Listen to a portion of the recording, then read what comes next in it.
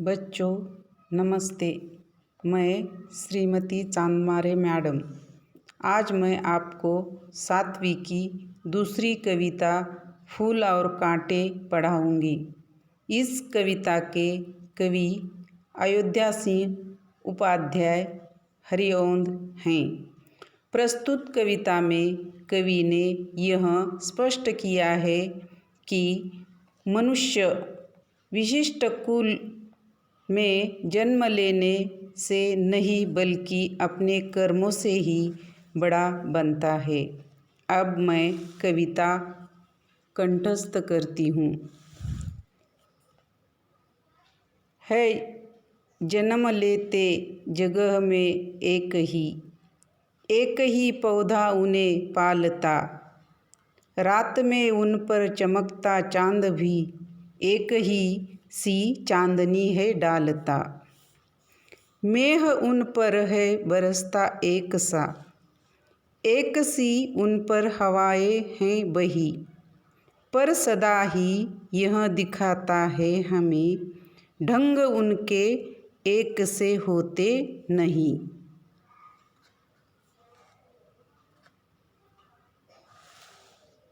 छेद कांटा किसी उंगलियां, फाड़ देता है किसी का वसन, प्यार डूबी तितलियों के पर कतर, भौर का है वेद देता शाम तन।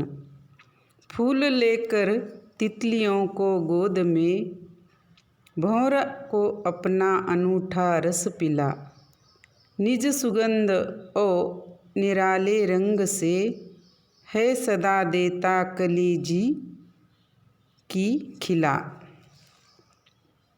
है खटकता एक सबकी आँख में, दूसरा है सोहता सूर शीस पर, किस तरह कुल की बढ़ाई काम दे जो किसी में हो बड़प्पन की कसर। प्रस्तुत कविता में कवि ने यही बताया है कि मनुष्य विशिष्ट कुल में जन्म लेने से ही नहीं बल्कि अपने कर्मों से ही बड़ा बनता है। फूल और कांटे एक ही स्थान पर जन्म लेते हैं, पर एक ही पौधे पर वे दोनों पलते हैं। रात्रि के समय जब आकाश में चांद अपनी शीतल चांदनी फैलाता है, तब फूल और कांटे दोनों को समान रूप से ही चांदनी मिलती है। जब बादल पृथ्वी पर जल बरसते हैं तो दोनों पर समान रूप से बरसाते हैं। जब प्यारी हवा बहती है तब भी दोनों के ऊपर समान रूप से बहती है, परंतु एक जैसी परिस्थितियों में पलकर भी फूल और कांटे का स्वभाव एक जैसा न होकर एकदम भिन्न होता है। कांटा किसी की भी उंगलियों को छेदकर घायल कर देता है, किसी के सुंदर वस्त्र फाड़ देता है। जब फूलों पर आकर्षित होकर सुंदर तितलियां प्यार से फूलों के पास आती है तो कांटा उनके पंखों को काट देता है, भौरे के शरीर को छेद देता है। दूसरी ओर फूल तितलियों को प्यार से अपनी गोद में जगह देता है और भौरों को अपना रस पिलाता है। अपनी मधुमाती सुगंध और रंगों की निराली छटा से सभी के मन को प्रसन्न कर देता है। अपने व्यवहार के कारण कांटा सबकी आँखों में खटकता है, जबकि फूलों को देवताओं के शीश पर चढ़ाया जाता है।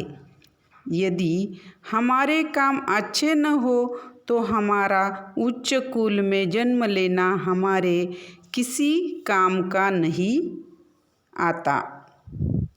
प्रस्तुत कविता में कवि ने यही बताया है कि हमारा व्यवहार अच्छा होना चाहिए।